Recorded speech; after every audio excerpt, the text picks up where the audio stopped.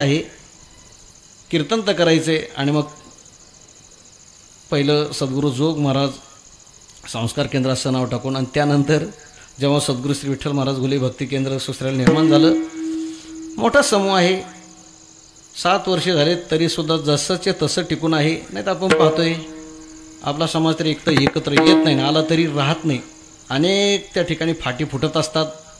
पण तरुण बांधव असून जेव्हा त्या ठिकाणी निर्मिती झाली तेव्हापासून आजपर्यंत त्याच वृत्तीने त्याच पद्धतीने हा समूह टिकून आहे. हे गुरुवारांचे आशीर्वाद. आणि चला मग कुठंतरी गुरुवारांच्याच नावाखाली आपणही त्या ठिकाणी कीर्तन करायला काय हरकत आहे. या हेतूने सद्गुरू श्री विठ्ठल महाराज भक्ती केंद्र सुसरे त्यांच्या वतीने अर्थात त्यांच्या अनुमतीने ही सेवा या ठिकाणी करत असतो. म्हणून गुरुवर्य बाबांचंही नाव या निमित्ताने पुन्हा पुन्हा येतं, आपल्या ध्यानामध्ये राहतं. आणि आजची ही सेवा आपण प्रतिवर्षी याच तिथीला या माध्यमातून करत आलेलो आहोत. आजही ती सेवा होते. सेवेकरता जगद्गुरु तुकोबारायांचा अभंग आहे. जगद्गुरु तुकोबारांनी अभंगामधून संतांच्या समोर आपली लीनता प्रगट केलेली आहे. खरं तर जगद्गुरु तुकोबारायांनी संतांच्या समोर समाजासमोर बोलत असताना देवासमोर बोलत असताना अशा वेगवेगळ्या पद्धतीचा शब्दप्रयोग केलेला आहे. देवासमोर बोलत असताना शब्दप्रयोग, संतांच्या समोर बोलत असताना शब्दप्रयोग आणि समाजासमोर बोलत असताना त्या ठिकाणी शब्दप्रयोग. त्या ठिकाणी आदरार्थी बहुवचन स्वतःकडे काय करतात, स्वाभिमानपूर्वक त्या ठिकाणी घेतात. जगद्गुरु तुकोबाराय छत्रपती शिवरायांना उद्देशून बोलत असताना आम्ही तेने सुखी तिही त्रिभुवनी आम्ही, तिथं मात्र आम्ही शब्द घेतो. देवासमोर बोलत असताना मी, संतांच्या समोर बोलत असताना त्या ठिकाणी मी काय मी पतित कीर्ती वाणू. म्हणून देवासमोर बोलत असताना संतांच्या समोर बोलत असताना मी तव अनाथ अपराधी. देवासमोर बोलतात कायमी पतित, संतांच्या समोर बोलतात. आणि जनमानसाच्या समोर बोलत असताना मात्र त्या ठिकाणी आदरार्थ त्या ठिकाणी वचन आपल्याकडे घेऊन बोलण्याची संतांची पद्धत आहे. पण त्यांचा स्वभाव असा आहे, अरे लहानपण दे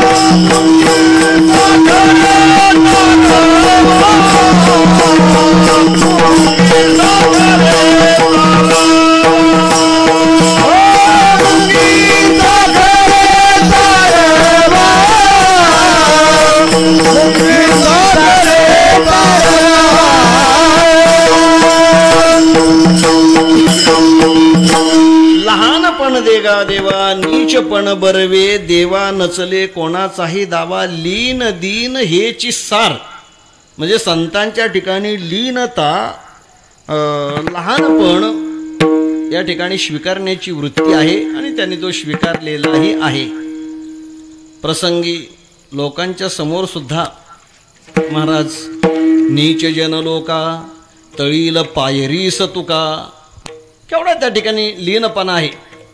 आपण समाजामध्ये ज्यांना नीच म्हणतो की नाही, लहान म्हणतो की नाही आपल्या सामाजिक दृष्टीने आपल्या दृष्टीने जगद्गुरु तुकोबर आहेत त्यांच्याही चरणाजवळ तळील पायरीस तुका अशी भूमिका महाराज मांडतात. सामान्य जनांच्या विषयी जर महाराजांची भूमिका अशी असेल तर अर्थात संतांच्या समोर बोलत असताना देवासमोर बोलत असताना ते काय आपल्यासारख्या अज्ञानी माणसासारखं तिथं जाऊन त्या ठिकाणी उर्मटपणाने छाती काढून अज्ञानाने गर्विष्ठपणाने बोलतील राहतील काय? तसं राहणारच नाहीत. आणि म्हणून जगद्गुरु तुकोबाराय या अभंगामधून संतांच्या समोर कृतज्ञ भावाने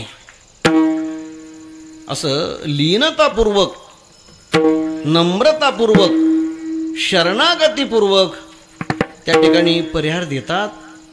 आणि आमच्या संपूर्ण जीवनाचा तुम्ही काय करावा? उद्धार करावा. अर्थात आमचा उद्धार कशाने होईल याचं ज्ञान जीवाला नसतं ना. आणि म्हणून ज्ञान नसतं म्हणून तर त्याला जीवदशा प्राप्त झालेली आहे.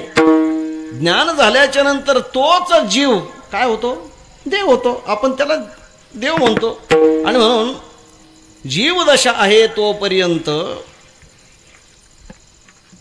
म्हणजे जीवदशा आहे तोपर्यंत माणसाच्या ठिकाणी अज्ञान.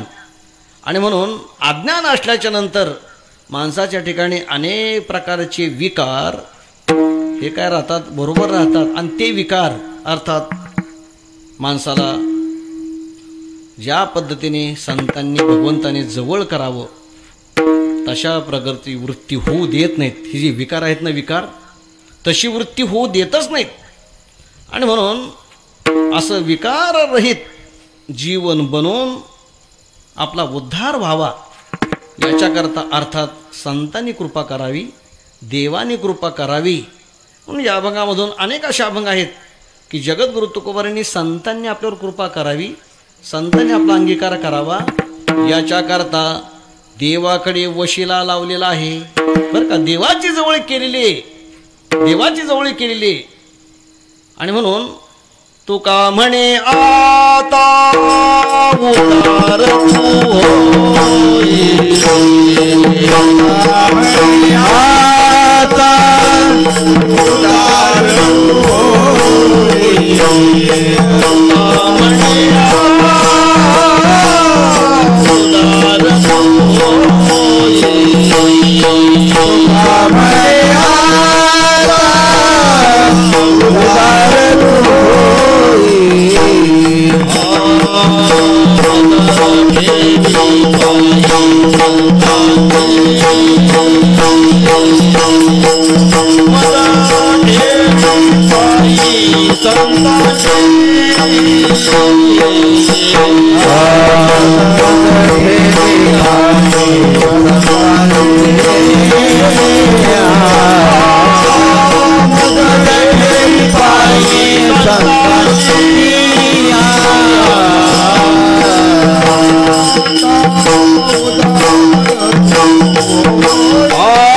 तुका म्हणे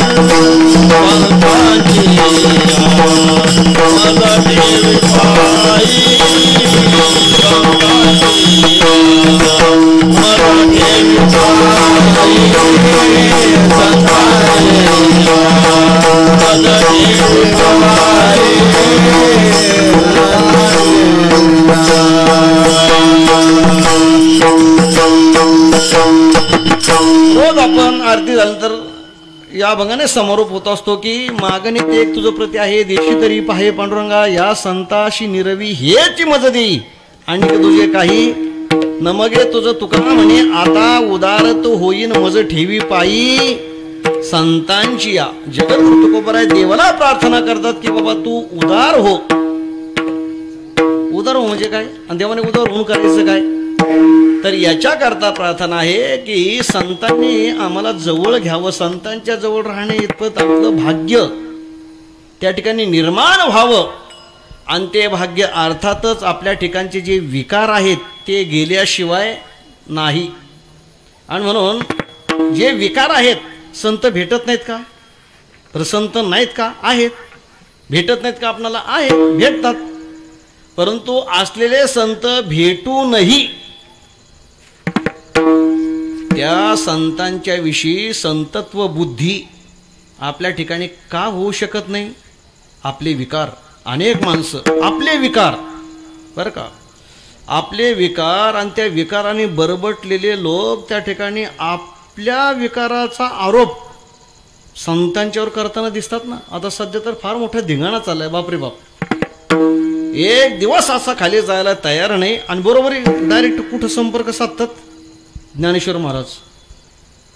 ठीक आहे, आताचे सध्याचे महाराज लोक तुम्हाला काय बोला, काय असेल तुमच्या समोर, ठीक आहे, दिसतात वाईट गुण, काय असेल ते बोला, मोजमाप करा. परंतु अगदी कुठपर्यंत जातात? ज्ञानेश्वर महाराजांच्या पर्यंत, तुकाराम महाराजांच्या पर्यंत. खरं तर कीर्तनकारांना उपदेश करावा किंवा काही सांगावं, सल्ला द्यावा, या मताचा मी नाही. सल्ला देऊ वाटत नाही, द्यायचं काही कारण नाही, उपदेशाचा तर प्रश्नच नाही. पण क्वचित प्रसंगी जेव्हा माळ घालण्याचा योग येतो, माळ घालत असताना आणि आपलं त्या सामान्य लोकांना हे सांगत असतो की आजपासून आपण माळ घालताय, माळ घालल्यानंतर काही नियम पाळावे लागतात आणि ते नियम अर्थातच आपल्या चांगल्या जीवनाकरता आहेत, सद्वर्तन आपल्याकडून घडावं याच्याकरता आहेत. आणि किमान एवढं वाक्य सांगत असतो की आपल्या माळेमुळं माळकऱ्यांनी चांगलं वागावं. किमान लोकाला असं म्हणण्याची संधी आपण देऊ नये की सगळे माळकरी, बस एवढंच. माळकऱ्यांनी एवढं जरी जपलं ना की आपल्या माळेमुळं, आपल्या वर्तनामुळं आपल्या माळेला त्या ठिकाणी कोणी नाव ठेवू नये.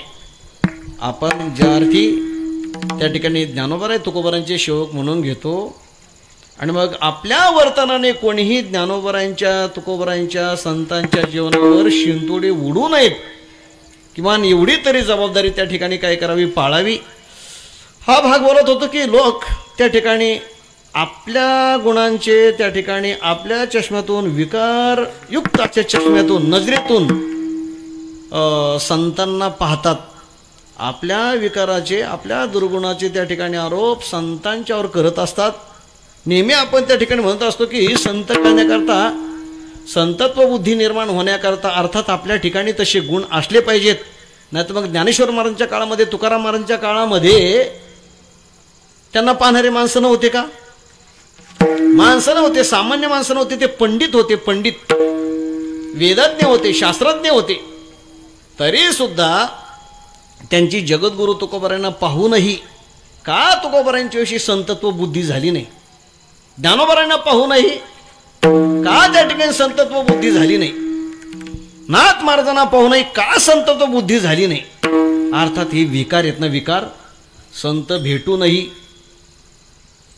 त्या ठिकाणी त्यांचं दर्शन होऊनही नाही ना, आपले विकार, त्यांच्या गुणांना ओळखणे इतकी क्षमता आपल्या ठिकाणी येऊ देत नाहीत. आणि म्हणून असे विकार जाऊन अर्थात आपणाला संतांचे गुण ओळखून त्यांच्या संगतीमध्ये राहून, संगतीचा त्या ठिकाणी आपल्याला लाभ होऊन, संतांच्या संगतीमध्ये राहिलं ना, कसं सांगितलेलं आहे? ज्ञानोबाराय बोलतात, संतांचे संगती मनोमार्ग गती, मनोमार्ग गती,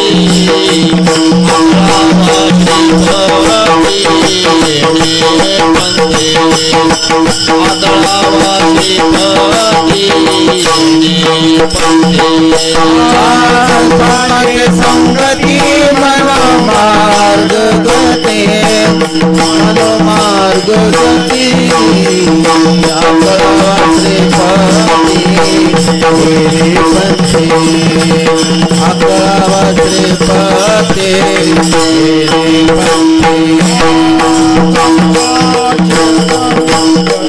मनोमार्ग संतांचे संगती मनोमार्ग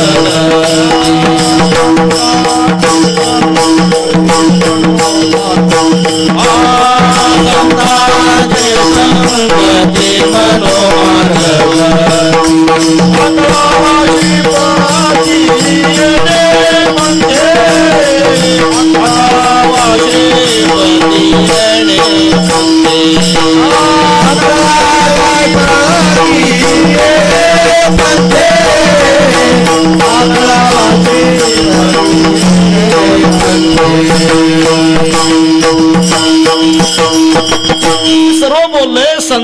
संगती, संतांच्या संगतीशिवाय त्या ठिकाणी श्रीपती आकळत नाही, म्हणजे त्याची प्राप्ती होत नाही, भगवंताची प्राप्ती होत नाही. जोपर्यंत भगवंताची प्राप्ती होत नाही अर्थात तोपर्यंत जीवनाची कृतार्थता नाही. तुका म्हणे जन्म आल्याचे सार्थक विठ्ठलाची एक देखील या. त्या ठिकाणी विठ्ठलाला पाहिल्याशिवाय त्याचं दर्शन झाल्याशिवाय जीवन कृतार्थ होत नाही. कृतार्थ होण्याकरता अर्थात विठ्ठलाची प्राप्ती, आणि ती विठ्ठलाची प्राप्ती संतांचे संगती. पण संतांची संगत मिळण्याकरता संत भेटावे लागतील, भेटलेले संत आपल्याला कळावे लागतील, त्यांचा महिमा कळून मग आपण जेव्हा संतांच्या संगतीमध्ये राहू, संतांच्या संगतीमध्ये राहून तेथ सेवा हा दारवंटा. विष्णू महाराज काल सांगत होते की बाबा संतांची प्राप्ती त्या ठिकाणी आपल्याला होण्याकरता त्यांची तरी तनु मनु जीवे चरणाशी लागावे आणि अगर्वता करावे, तेथ सेवा हा दारवंटा. तद्विधी प्रणिपातेन परिप्रश्नेन सेवया. सेवा हा त्या ठिकाणी संतांच्या संगतीमध्ये राहण्याकरता टिकण्याकरता महत्त्वाचा गुण हा आहे, आणि म्हणून ती सेवा घडली पाहिजे. जगद्गुरु तुकोबारायांनी खंत व्यक्त केली की माझ्या सद्गुरुदेवांनी माझ्यावर कृपा केली, पण माझ्याकडून त्यांची जी सेवा घडायला पाहिजे होती, त्यांची प्राप्ती होण्याकरता त्यांनी कृपा करण्याकरता ती सेवा काही घडली नाही. आता कोण म्हणू शकतं तुकोबारांनी सेवा केली नाही? अहो मागे बहुता जन्मी हेच करीत आलो आम्ही, तेने बहुता जन्मे मागिली विक्षेपाची पाणीवळे झाडिली, तेने उपजत खेवो बुडाली लग्न घटिका. आपण तुकोबारांना कसं म्हणू शकतो की त्या ठिकाणी सेवा घडली नाही? पण सेवा करूनही तुकोबार आहे म्हणजे सांगितलं त्यांचा लीनता हा स्वभाव आहे, लहानपणा घेण्याचा स्वभावच आहे. आणि सेवा करूनही त्या ठिकाणी म्हणतात माझी त्या ठिकाणी माझ्याकडून सेवा घडली नाही, सेवा करून घडली नाही म्हणतात. आणि अनेक महाभाग असे असतात की सेवा तर करतच नाहीत, पण आमच्यामुळं त्या ठिकाणी गुरु आहेत किंवा त्या ठिकाणी संत आहेत असं मोठेपण त्या ठिकाणी घेणारी एक वृत्ती असते की नाही. मला हे सांगायचं आहे की भगवंताच्या कृपेशिवाय अर्थात उद्धार नाही. भगवंताची कृपा होण्याकरता, भगवान कळण्याकरता संतांचीच गरज आहे. गुरु दाविलिया वाटा येऊन विवेक तीर्थ तटा, धोने मळकटा बुद्धीचा जेणे, निळोबारांची गवळ नाही. धन्य हे आनंदाची सापडली वेळ, तेणे संत सज्जन भेटले कृपाळ, तेणे फेडियेला बुद्धीचा ओमळ, दृष्टी दाखविला यशोदेचा बाळ. ओ यशोदेचा बाळ त्या ठिकाणी दाखवणारे गुरु म्हणजे संत आहेत. त्यांच्याशिवाय त्या ठिकाणी भगवंताचं दर्शन झालं तरी कळत नाही, असा प्रवास आहे. आणि म्हणून जरा मी लांबलोय, जागेर येतोय, आणि अशा पद्धतीने आपल्या जीवनाचा उद्धार होण्याकरता संतांची कृपा होण्याकरता संतांची सेवा घडण्याकरता त्यांची संगत घडण्याकरता त्यांचं दर्शन, आणि मग ते दर्शन होण्याकरता आपल्या ठिकाणची जी वृत्ती त्या ठिकाणी असली पाहिजे. आणि या वृत्तीतून जगद्गुरु तुकोबाराय अनेक अभंगामधून अनेक प्रमाणामधून महाराजांनी तो परिहार दिलेला आहे. तसं या अभंगामधून सुद्धा आपल्या जीवनाच्या उद्धाराकरता महाराजांनी आपल्याकडे असा दीनपणा घेतलेला आहे, लीनपणा घेतलेला आहे. आणि तो घेत असताना जगद्गुरु तुकोबाराय अभंगाचं पहिलं चरण कसं आहे? सर्व भाग्यहीन मी कसा आहे, आणि असा भाग्यहीन असूनही तुम्ही संतांनी माझा सांभाळ केला, असा कृतज्ञ भावातून महाराज परिहार देतात. सर्व भाग्यहीन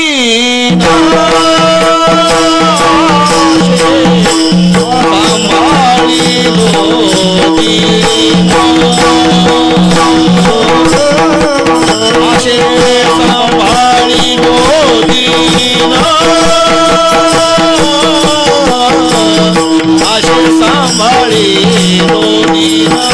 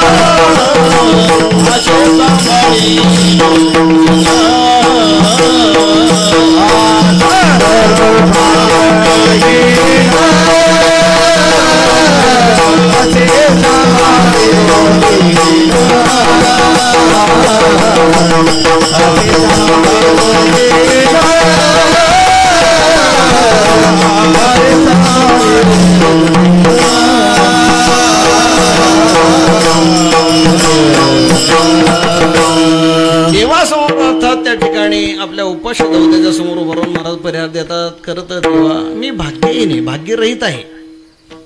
संतांची भेट व्हावी, संत कळावेत, व संतांच्या संगतीमध्ये राहून त्यांची सेवा घडावी आणि त्यांनी सांभाळ करावा, एवढं भाग्य, एवढं दैव माझ्याकडे नाही आहे. खरं तर म्हटलं तर सर्व प्रकारचं भाग्यहीन सर्व शब्द आहे. सर्व दृष्टीने कोणत्याही बाजूने तपास केला तर आम्ही भाग्यहीन आहोत. कोणत्याही बाजूने, लौकिक नाही, अर्थाच्या बाजूने, कुटुंबाच्या बाजूने. आता ज्याला व्यावहारिक लोक भाग्य भाग्य म्हणतात ना, या ठिकाणी सर्व भाग्यहीन म्हणत असताना महाराजांनी, आता आपण भाग्याचे प्रकार करत असताना एक व्यावहारिक भाग्य आणि पारमार्थिक भाग्य असं करतो की नाही. अर्थात जरी महाराज या ठिकाणी सर्व शब्द वापरत असतील की सर्व भाग्यहीन, तर महाराजांच्या सारखं पारमार्थिक भाग्य कोणाकडे. सर्व हा शब्द आपल्याला पारमार्थिक भाग्याकडे लावायचा नाही, पण व्यावहारिक दृष्टीने सर्व भाग्यहीन, की ज्याला आपण सामान्य लोक, जे आपल्या जीवनामध्ये मिळाल्याच्या नंतर भाग्य उजळलं, भाग्य उदयाला आलं, त्या ठिकाणी लगेच आपण काय करतो, भाग्याची जोड त्या ठिकाणी आपण लावत असतो, देत असतो. आणि काही लौकिक छोट्या छोट्या गोष्टी मिळाव्यात अशी इच्छा असतात. काही जीवनाच्या गरजा असतात ना, अन्न वस्त्र निवार आपण म्हणतो, मिळावा. अर्थात त्याच्याकरता मनुष्य प्रयत्नशील असतो, प्रयत्न करावे. आणि ते प्रयत्न केले आणि ते वस्तू किंवा पदार्थ मिळाले की मिळाल्याच्या नंतर माणसाला एवढा आनंद होतो, एवढा हर्ष होतो, एवढा हर्ष होतो, एवढा हर्ष होतो की तो मनुष्य त्या वस्तूकडे पाहून, त्या वस्तूची आठवण करून, स्मरण करून पुन्हा पुन्हा पुन्हा पुन्हा पुन्हा पुन्हा भाग्य भाग्य उजळलं, भाग्य उजळलं की मला ही वस्तू किंवा हा पदार्थ प्राप्त झाला. आपला काही उल्लेख करायचा म्हणून करतो नाही का. बरेच दिवस झाले लांबलं होतं लग्न, लांबतात ना, तर लांबत लांबत लांबत लांबत चाललेत. बहुतेक काय केलं आता, आशा सोडली होती आहे का नाही.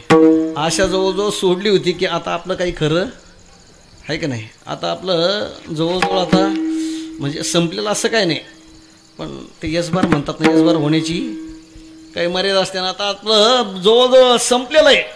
थोडंसं असं मनामध्ये चलबिचल असताना, खंत असताना त्या ठिकाणी योग आला, असू शकतो उशिरा योग, असं काही नाही, उशिरासुद्धा योग असू शकतो.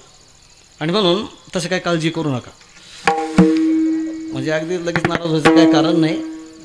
एखाद्या आपल्या पत्रिकेमध्ये असेल उशिरा योग तर त्याला करायचं काय. म्हणून अनेकांच्या जीवनामध्ये आता हे इंजिनियर, डॉक्टर, त्यांना ते अभ्यास करायचा असतो, परीक्षा द्यायचा असतो, जो 35 वर्षी. ब्राह्मण समाजामध्ये, मारवाडी समाजामध्ये जवळजवळ 30-35 वर्षी. तसं काय घाबरायचं काय कारण नाही बरं का. म्हणजे हे आधार आहेत ना तुम्हाला, आपलं सांगितला सल्ला दिलाय याच्याकरता सांगत होतो. लग्न झालं, लग्न झाल्याच्या नंतर खुश झालं आणि मग मोठ्या आनंदाने सांगायला लागलं, महाराज भाग्य उजळलं, लग्न जमलं, भाग्य उदयाला आलं. म्हणजे बोलत असं जेव्हा आनंदाने सांगतो ना, जरी भाग्य शब्द वापरत नसला तरी सुद्धा म्हणायचं असतं तेच की बाबा लक लक लक आहे का नाही. त्या ठिकाणी भाग्य उजळलं, भाग्य उजळलं, आनंदाने त्या ठिकाणी काय करतो, सांगायला येतो, आनंदाने सांगायला येतो. वैकुंठवासी परमपूजनीय मामासाहेब दांडेकर त्यांच्या चरित्रामध्ये असा एक भाग वाचायला मिळाला, किंवा कोणी जातातच ना आनंदाने त्या ठिकाणी.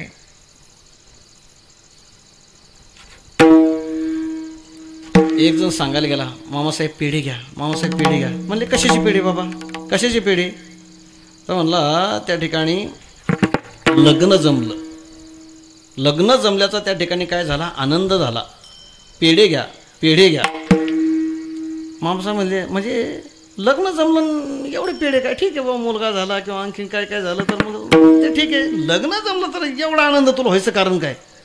त्याला आनंद झाला का, आशा सोडलेली होती, फार पुढं त्या ठिकाणी गेलेलो होतो, आता काही घडण्याची शक्यता नाही असं वाटत होतं.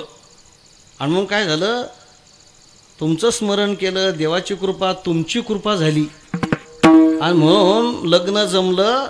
माझ्या श्रद्धेतून मी तुम्हाला पेढे घेऊन आलो. मामासाहेब म्हटले, अरे बाबा, आता माझ्या कृपेचं आणि तुझं लग्न जमण्याचा संबंध येतो कुठं? खरं तर आम्ही त्या ठिकाणी संतांच्या परंपरेतले आहोत, आम्ही महाराज आहोत. ठीक आहे, आमची तुमच्यावर कृपा झाली तर तुमचा हरिपाठ पाठ होईल, अभंग पाठ होईल,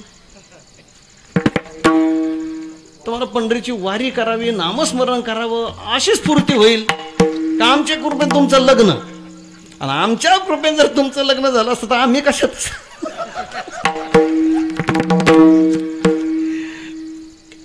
काही व्यवहारातले समीकरण मोठे अवघड आहेत बरं का. म्हणजे काही गोष्टी अवघड आहेत. अनेक ठिकाणी अनेक वेळा असं कीर्तनकार मंडळी प्रश्न निर्माण करतात की बाबा, जेव्हा नवरदेव ते लग्न मंडपाकडे निघत असतो ना, त्याला काय म्हणतात, परण्या, तो कुठून निघतो. आता मारुती जोडून काय संबंध आहे मारुतीचा, तिथं ते बिचारा ब्रह्मचारी. आता त्याच्या तिथून निघायचं, एक तर मला वाटतं काय मारुती राहायला खेचवायचं हेतू आहे का काय माहीत नाही. काय कसं काय जोडलंय कोण जाणे. ठीक आहे, भगवान कृष्णाच्या मंदिरातून निघाले असते तर मान्य तरी होतो. 16,108 त्यांचे आशीर्वाद घेऊन पुढची वाटचाल होऊ दे बाबा. ते मारुती राहायचा तो बिचारा ब्रह्मचारी, तो राहिला एकटा. पण तिथून सुरुवात त्या ठिकाणी होती. तसं ते सांगितलं, मामासाहेब तुमची कृपा झाली. त्याला अरे आमची कृपा झाली तर ठीक आहे, तुला असं काहीतरी होईल ना, पारमार्थिक साधना करावी की त्या ठिकाणी तुझं लग्न जमण्याकरता आमची कृपा काय, आमची कृपा काय. ते म्हणले झालीच असली कृपा आणि तुला कृपा म्हणायचंच असेल तर मग त्या ठिकाणी जिने तुला पसंत केलंय तिची कृपा म्हणून फार तर का वा. असं डांबर छाप, असा अवगुणी पुतळा जिने स्वीकारला आहे का नाही, जिने स्वीकारला, एवढ्या दिवस पडीक पडलेली जमीन ज्याने कसाल घेतली फार तर काय म्हण, तिची कृपा म्हण. आमच्या कृपेचा काही संबंध नाही, आमच्या कृपेचा संबंध नाही. त्या ठिकाणी संतांच्या समोर उभं राहत असताना जगद्गुरु तुकोबर आहे. संतांची कृपा झाली आणि देवाची कृपा होण्याकरता भाग्य माझ्याकडे नाही. मग कोणतं असं व्यावहारिक भाग्य त्या ठिकाणी महाराजांकडे नव्हतंच. आणि पारमार्थिक भाग्य म्हणजे महाराजांच्या सारखं कोणाकडे होतं सांगा बघू. म्हणून या ठिकाणी जरी सर्व भाग्यहीन असं महाराज म्हटलेले असतील तरी पारमार्थिक भाग्याने महाराज सरते पुरते आहेत. आणि व्यावहारिक भाग्य त्या ठिकाणी महाराजांकडे नाही. त्या ठिकाणी महाराजांचं लग्न झालं, नवे 2 विवाह झालेले आहेत. पण त्या 2ही विवाहामध्ये केवढी महाराजांची काय आहे हो दुर्दशा आहे. एक तर अल्पवयामध्ये लग्न, त्याच्यामध्ये सर्व प्रपंचाचा भार महाराजांच्या अंगावर येऊन पडलेला आहे. पिताश्री निवर्तले, आईवडील गेले, त्यानंतर ज्येष्ठ बंधू सावजी महाराज त्या ठिकाणी साधनेकरता निघून गेले. सर्व प्रपंचाचा भार महाराजांच्या खांद्यावर येऊन पडला अल्पावधीमध्ये. अर्थात महाराजांना तो पेलला, पण अर्थात त्याच्यामध्ये काय नियतीच्या मनामध्ये होतं महाराजाला त्याच्यामध्ये यश आलेलं नाही. महाराज गर्भश्रीमंत आहेत, श्रीमंत आहेत, सावकार आहेत की ज्यांना महाराजांची सावकारकी पाहून पुण्याचे आप्पाजी पंत गुळवे श्रीमंत सावकार आहेत. जिजाबाई ह्या त्यांच्या कन्या. कोणताही बाप आपली परिस्थिती पाहूनच त्या ठिकाणी मुलगी त्या घराण्यामध्ये देत असतो. असे श्रीमंत गुळवे घराण्यातील जिजाऊसाहेब जेव्हा जगद्गुरु तुकोबार यांना त्या ठिकाणी पत्नी म्हणून दिलेली आहे. अर्थात महाराजांचं लौकिक वैभव तसंच आहे, तसं होतं सुद्धा. परंतु ते सर्व वैभव महाराजांनी दुष्काळामध्ये काय केलेलं आहे, बास संपून टाकलं. महाराज त्या ठिकाणी वैभवामध्ये राहिले नाहीत. आणि उलट महाराज वैभव सकळ तुका माने तो विटाळ. लौकिक दृष्टीने महाराजाकडे वैभव नव्हतं, होतं तेही महाराजांनी काय केलेलं आहे, महाराजांनी ते वैभव वाटून टाकलं, संपून टाकलं. महाराज कफल्लक त्या ठिकाणी बनले. आणि म्हणून व्यावहारिक दृष्टीने म्हटलं की ज्याला आपण म्हणतो ना लग्न झालं, काही शेजारीचं तुकडं टाकडं घ्यायचं असतं ते घेतलं, बांगला बांधला, आणखीन काय काय तुमच्या आता व्यावहारिक भाषेमध्ये कशाला भाग्य म्हणतात. अशा छोट्या छोट्या गोष्टी असतात ना, मी ह्या मोठ्या मोठ्या गोष्टी सांगितल्यात, छोटी छोटी गोष्ट तरी त्या ठिकाणी प्राप्त झाली. अहो कशाला, रस्त्याने चालत असताना एखादा रुपया पडलेला असला आणि तो रुपया पाहिल्यानंतर माणसाची वृत्ती सहज मनुष्य खाली वागतो आणि तो रुपया हातामध्ये घेऊन कपाळाला लावतो की नाही, कपाळाला लावून तो शिवराई कपाळाला लावून त्या ठिकाणी किती आनंद मानतो की भाग्य उजळलं, माझं भाग्य उदायला आलं. अर्थात जगद्गुरु तुकोबार आहे या ठिकाणी जे म्हणतात ना, मी भाग्यहीन आहे, माझ्याकडे कोणत्याही प्रकारचं भाग्य नाही. अर्थात या ठिकाणचं जे लौकिक भाग्य आपण ज्याला म्हणतो ना, ते भाग्य त्या दृष्टीने महाराज भाग्यरहित आहेत. आणि पारमार्थिक दृष्टीने म्हटलं तर महाराजांसारखं दैववान भाग्यवान कोणीच नाही. का? त्या ठिकाणी व्यवहारामध्ये जे भाग्य आहे ना, ते भाग्य अशाश्वत भाग्य आहे. ज्याला आपण धन म्हणतो, संपत्ती म्हणतो, की जे भाग्य अशाश्वत, जे टिकणारं नाही, प्राप्त झालं ना, प्राप्त झाल्याबरोबर आपण जेवढा आनंद मानतो, जेवढा आपण हर्ष मानतो, तो आनंद, तो हर्ष फार काळ टिकत नाही. कळतंय? एका क्षणाला त्या ठिकाणी आनंद झाल्याबरोबर दुसऱ्याच क्षणाला त्याच आनंदाचं परिवर्तन दुःखामध्ये होतं. सांगतात की नाही, मंगळाची अंकुरी सवेच्या मंगळाची पडी पोहरी, मृत्यू उदराच्या परिवारी गर्भोगीशी. मुलगा झाला, लग्नानंतर इच्छा असते, मुलगा झाल्याच्या नंतर पेढी वाटायला लागला, घ्या पेढी. ते साखरपान काय काय प्रकार असतात. जेव्हा पेढे वाटायला लागला, मुलगा झाला म्हणून लगेच काही क्षणामध्ये बातमी आली, मुलगा झाला, पण झाला तसा मेला, तसा तो गेला. झालं की नाही? म्हणजे जेवढ्या आनंदाने पेढे वाटत होता, जेवढं भाग्य म्हणत होता, लगेच काही क्षणामध्येच त्या भाग्याची काय झाली हो, सांगता झाली ना, समाप्ती झाली ना. तेच भाग्य त्या ठिकाणी दुर्भाग्य ठरलं की नाही. त्याला म्हणतात अशाश्वत भाग्य, की न टिकणार. खरं तर त्याला भाग्यच म्हणावं की नाही, पण आता शाश्वत भाग्य तसं अशाश्वत भाग्य म्हणायचं म्हणून या सगळ्या गोष्टी आपल्या जीवनामध्ये प्राप्त झाल्या ना, तर त्या संपणाऱ्या आहेत. प्रामुख्याने तारुण्य संपणारे, सत्ता संपणारी. आता लोकशाहीमध्ये तर 5च वर्ष आहे की नाही, फार तर 10. त्याच्यानंतर तेही संपणार आहे. म्हणजे ते मिळाल्याच्या नंतर आपण म्हणतो ना भाग्य, पण 5-2 वर्षांनी का होईना ते संपणार आहे. म्हणून सत्ता आणि संपत्ती, तारुण्य, या दृष्टीने आपण म्हणत असतो संपत्तीचा तर विषयच नाही. ज्ञानोबारांनी सांगितलं, या धनाचा न धरी विश्वास, जैशी तरुवर छाया. बरं का, वृक्षाच्या छायेप्रमाणे या ठिकाणी धन सुद्धा काय होतं जीवनामध्ये, त्या ठिकाणी सारखं स्थित्यांतर, सारखं त्याच्यामध्ये काय आहे, बदल आहे.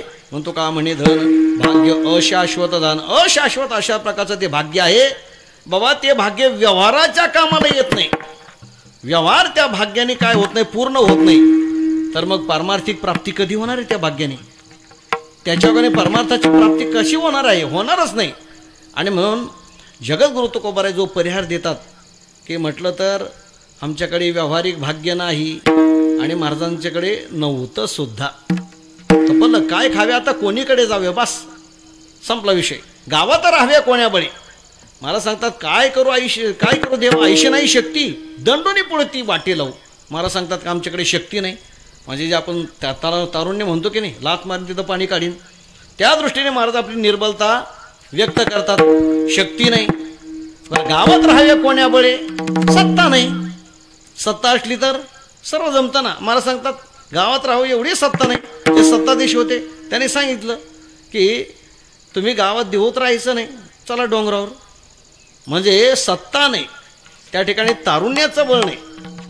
आणि काय खावे, घरात तर काही नाहीच, पण त्या ठिकाणी ठीक आहे, कोणाकडे जावं, गेल्याच्या नंतर खा म्हणतील तर, किंवा त्या ठिकाणी भजन करणारे म्हणून काही बाबा देतील अन्न पाणी, तर महाराज सांगतात की आता तेही मिळण्याची शक्यता नाही. अशा सर्व पद्धतीने महाराजांनी आपलं त्या ठिकाणी व्यावहारिक भाग्य त्या आध्यात्मिक दृष्टीने आपण कसं कफलिक आहोत, कसं दरिद्र आहोत हे सांगितलेलं आहे. पण असं असूनही त्या ठिकाणी संतांनी आमचा स्वीकार केलेला आहे, संतांनी आमचा सांभाळ केलेला आहे.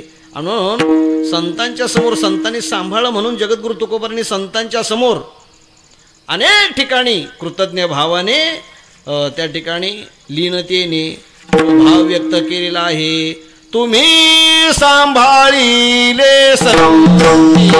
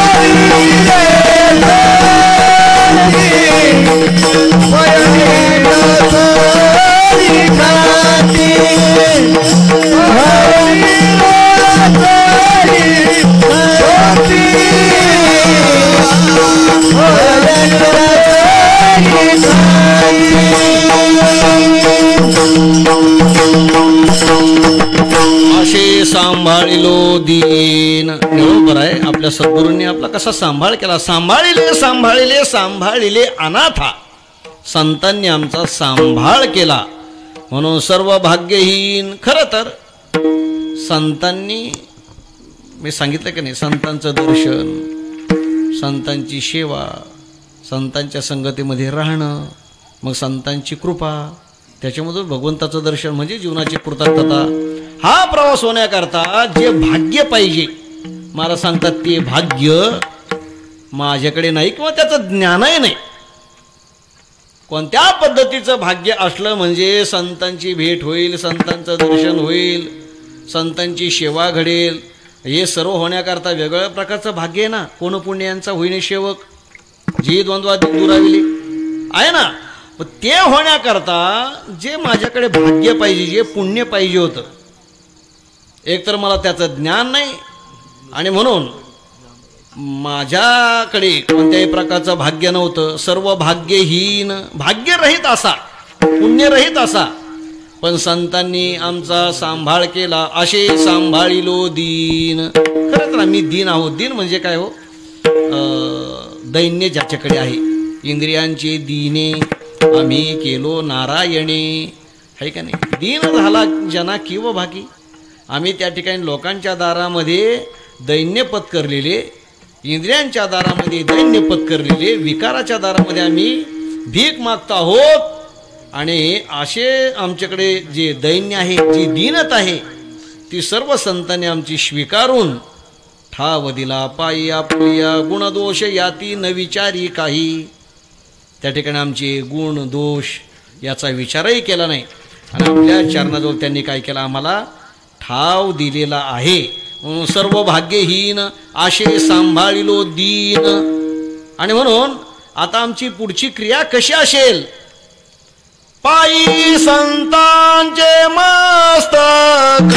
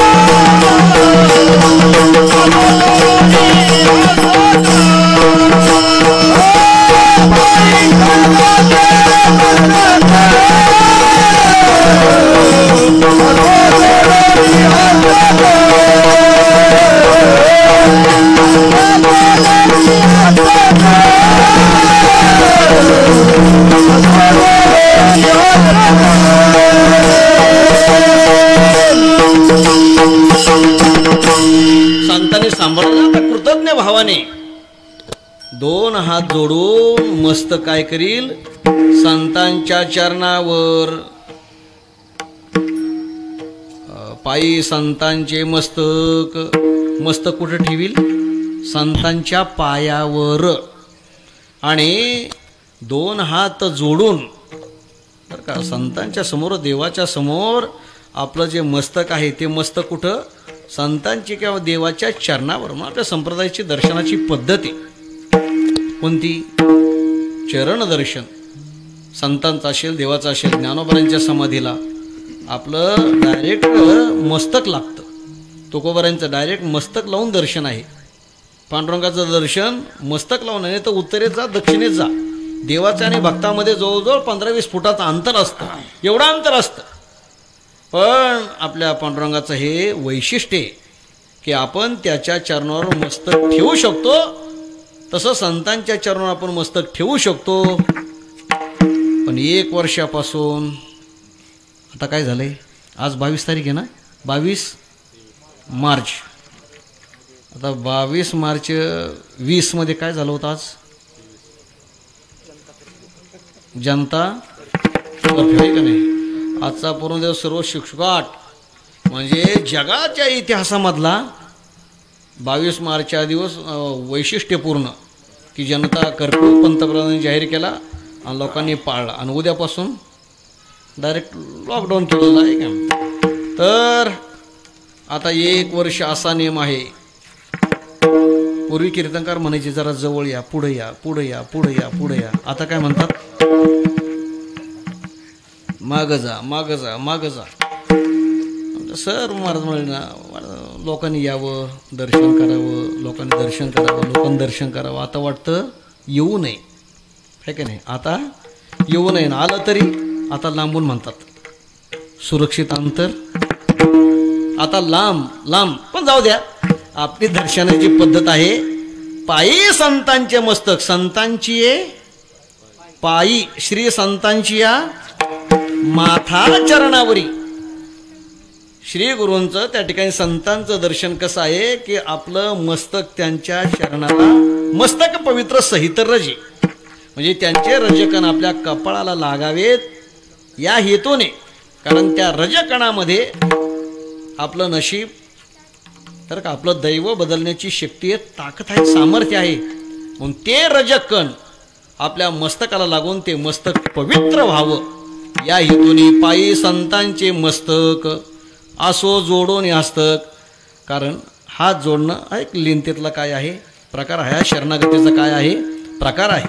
आपण जेव्हा ज्येष्ठ व्यक्ती, श्रेष्ठ व्यक्ती भेटल्याच्या नंतर कसा नमस्कार असतो, 2 हात जोडून असं मस्तक लवून. त्याचा अर्थच असा आहे की पायी संतांचे मस्तक असो जोडून हस्तक. तुकोबारा सांगतात, जाणे तरी शेवा दीन दुर्बळाची देवा.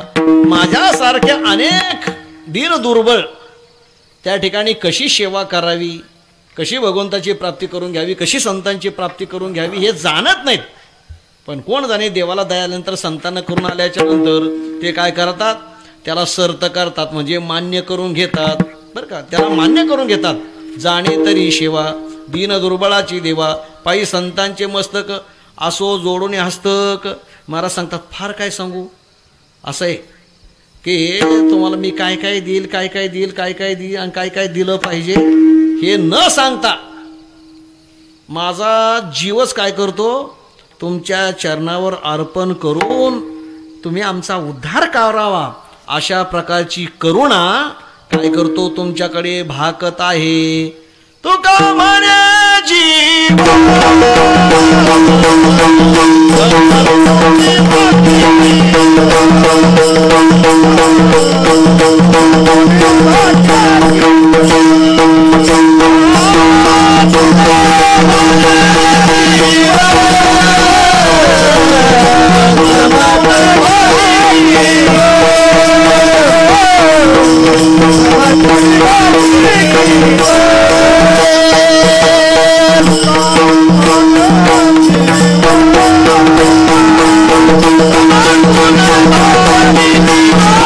Oh,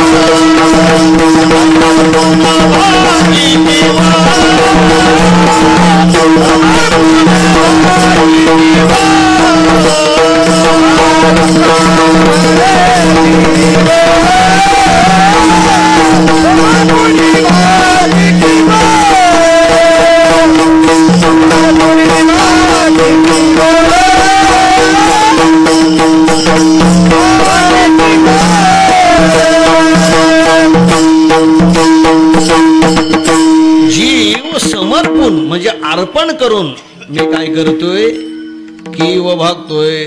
काहीतरी एखादी नाशवंत वस्तू देईल, पदार्थ देऊन मी तुम्हाला कीव भागतो असं नाही. तर जीव काय आहे हो?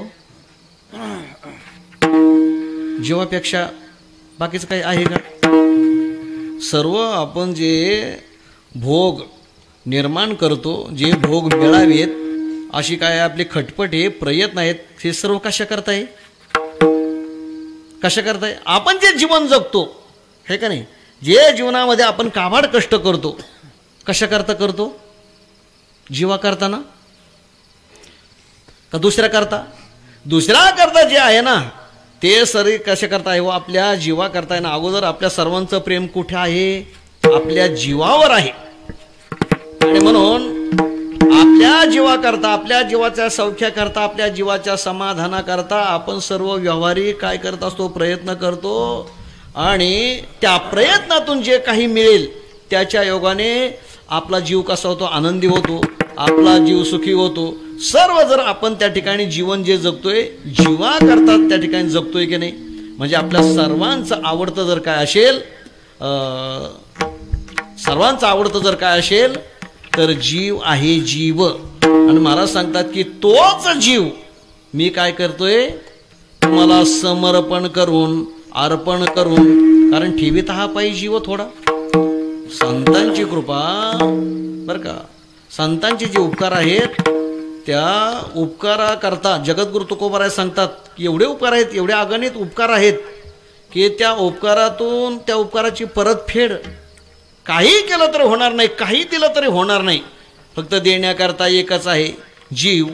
आणि तो जीव जरी दिला तरी सुद्धा त्या उपकाराची फेड होणार नाही. कसं आहे? लंकेवर विजय मिळाल्याच्या नंतर विजय सभा, आणि त्या विजय सभेमध्ये अर्थात कोणी कोणत्या प्रकारचं काम केलं, कोणत्या प्रकारचं कार्य केलं, त्यानुसार त्याच्या मूल्यमापनानुसार प्रभू त्याचं नाव घेत असत आणि त्याला काही बक्षीस द्यायचे. याने हे काम केलं त्याच्या मानाने त्याला ते बक्षीस, त्याच्या मानाने त्याला ते बक्षीस, त्याच्या मानाने त्याला ते बक्षीस, असं करत होत्या. पण प्रमुख कार्य ज्याचं आहे केली सीताशोधीन मूळ रामायणाआधी. सीतामाई म्हणतात की ज्या मारुती रायाने हे सर्व केलं रामायणामधून, म्हणजे माझ्या शोधामधून त्या ठिकाणी मारुतीराय जर वजा केला तर काही शिल्लक राहणार नाही. आणि प्रभू मारुतीरायांना वजा करून बाकीच्याच चाललंय. बाकीचं हो नाही असं नाही, पण मारुतीरायांचा आग्रहक्रमाने व्हावं ना. प्रमुख कार्य मारुतीरायांचं आहे. काय करावं? बरं, 1 झाला, 2 झालं, 3 झाले, यादी पुढं चालली तरीसुद्धा मारुतीरायांचं नाव यायला तयार. एखादं होतं चुकून राहतं प्रमुख नाव मागं. मग काय करायचं? सीतामाई हळूच त्या ठिकाणी प्रभूंच्या कानाजवळ गेल्या आणि प्रभू मारुतीरायांचं एवढं कार्य आहे, तुम्ही विसरून राहिलं का?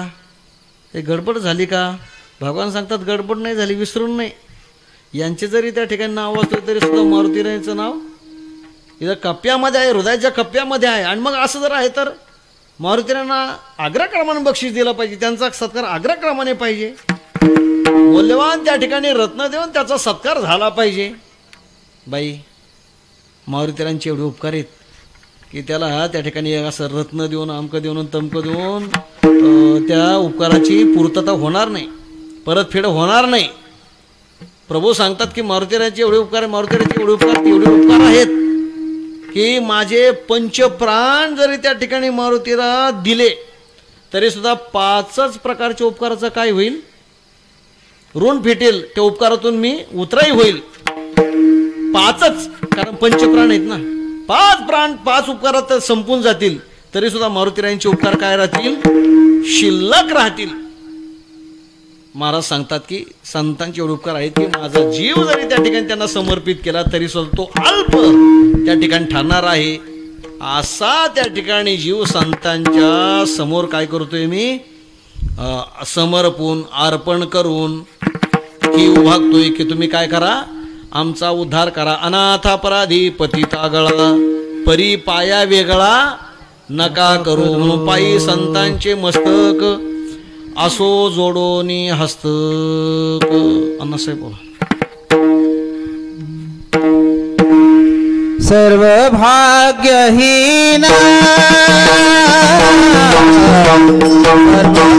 सर्वभाग्यहीन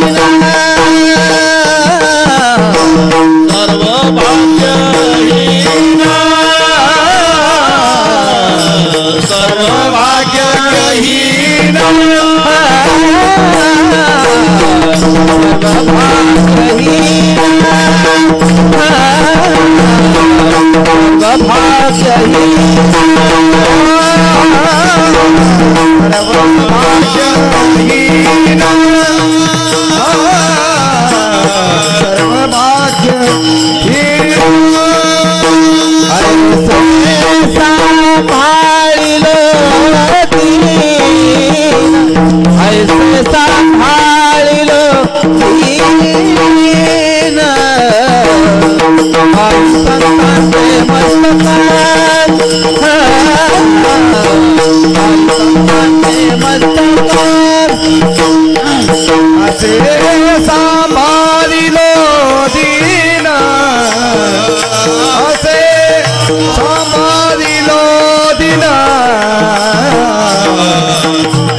संताचे मस्तक संताचे मस्तक सर्वभाग्यहीन सर्वभाग्यहीन सर्वभाग्यहीन सर्वभाग्यहीन सर्वभाग्यहीन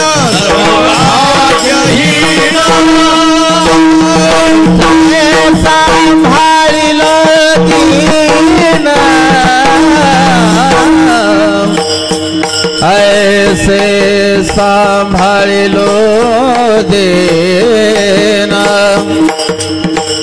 ऐसे संभाळिलो दीन ऐसे संभाळिलो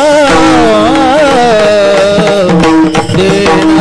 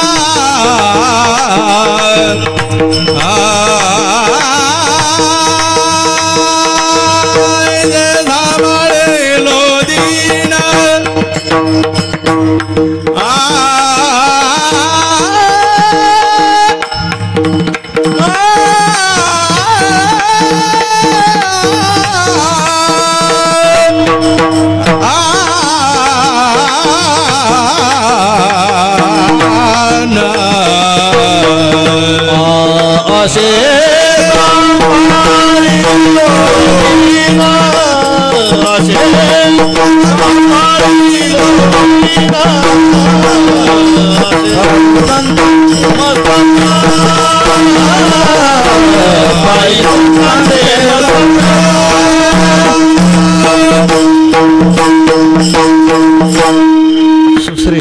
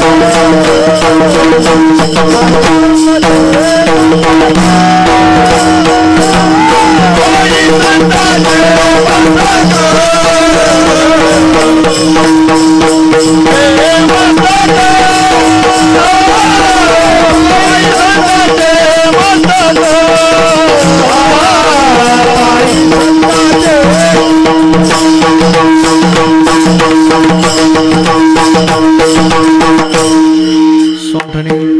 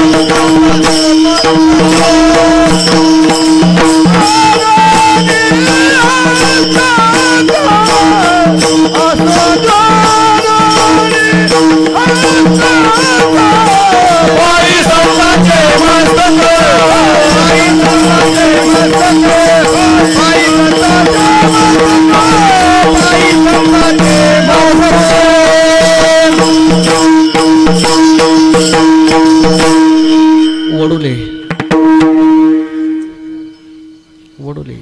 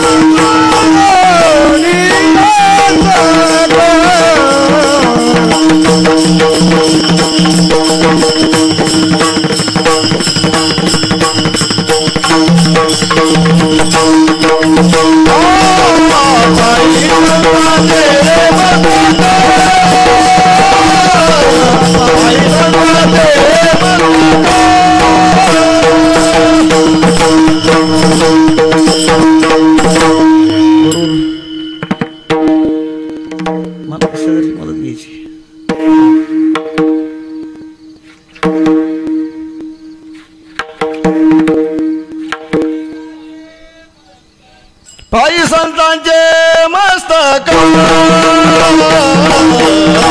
पायी संतांचे मस्तक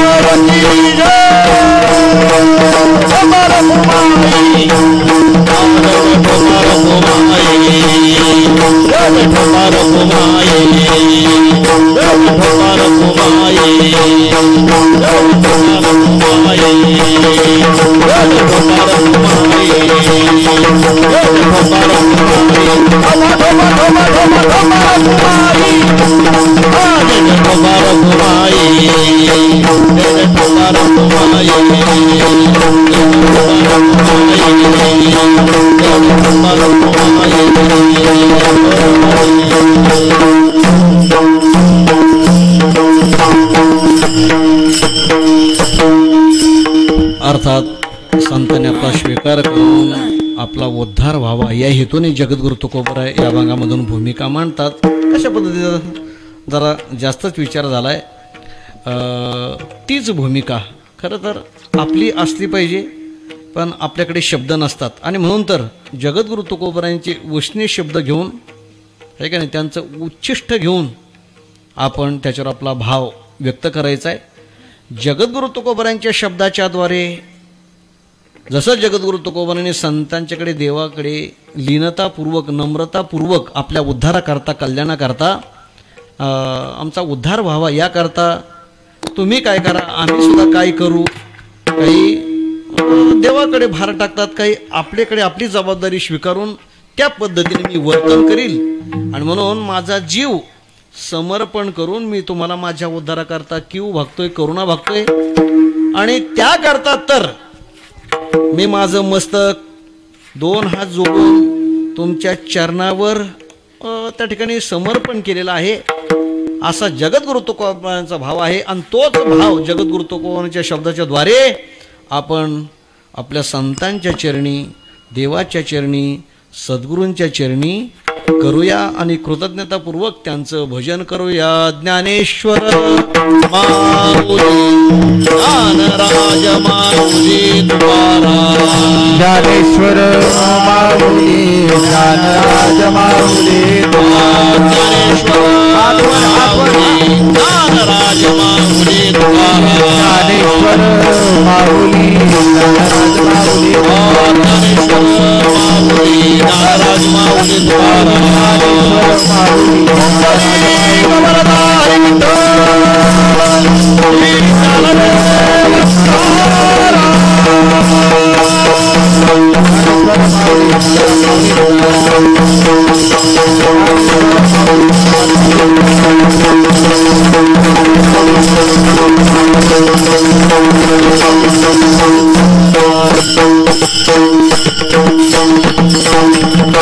सेवा पूर्ण झालेली आहे.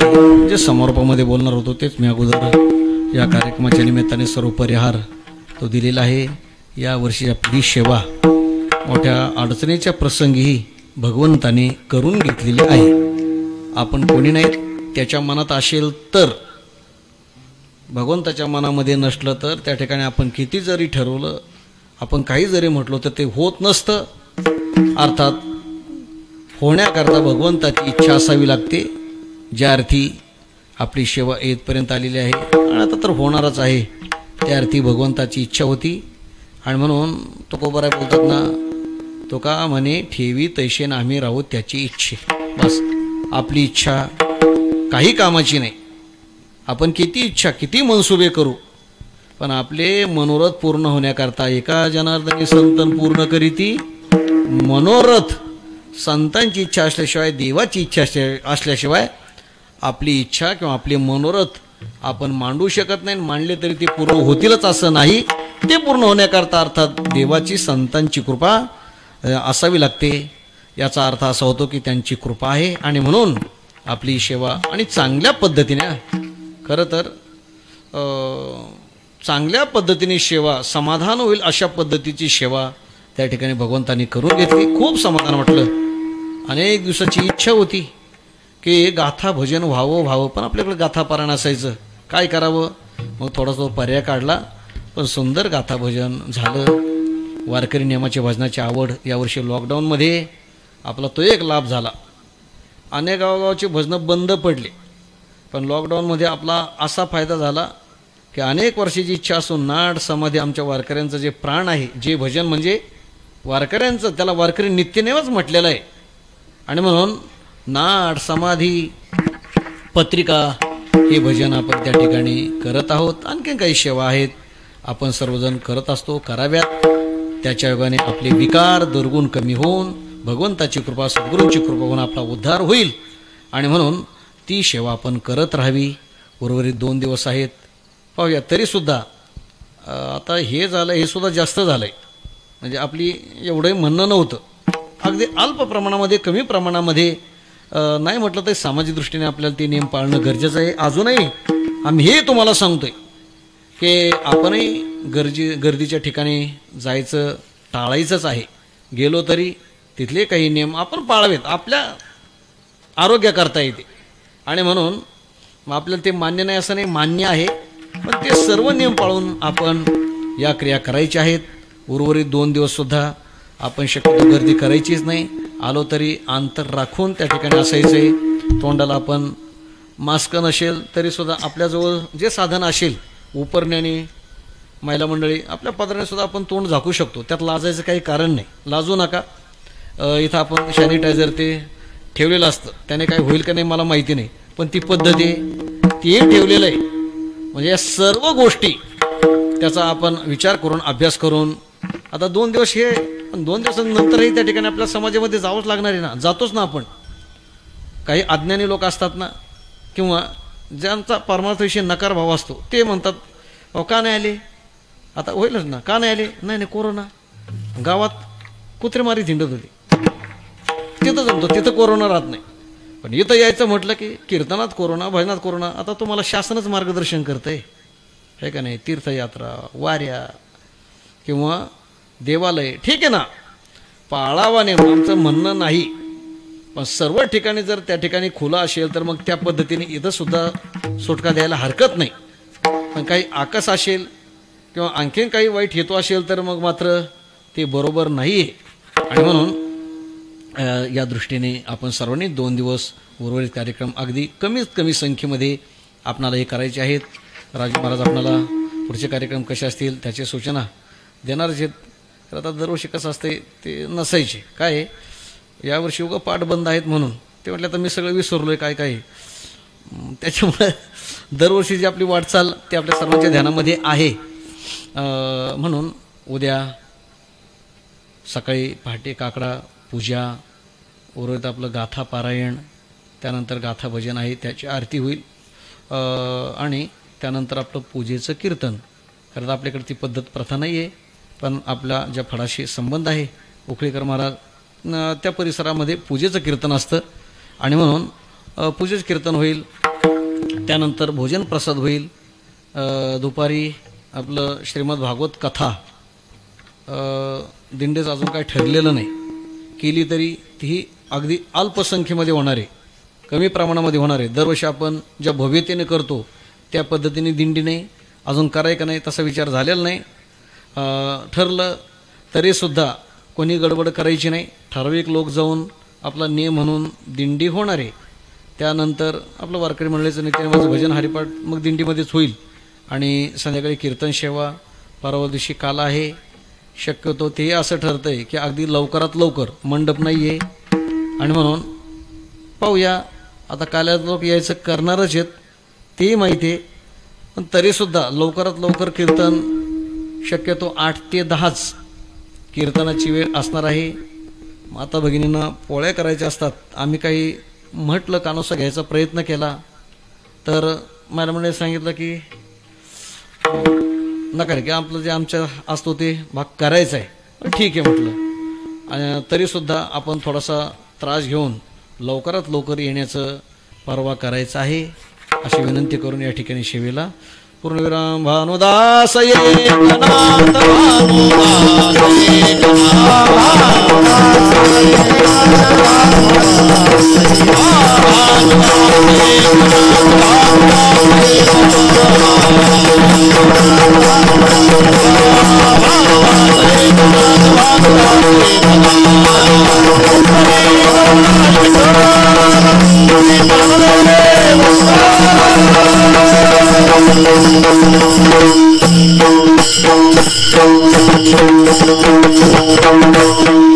आळंदीकर महाराज मंडळीपैकी आळंदीकर महाराज.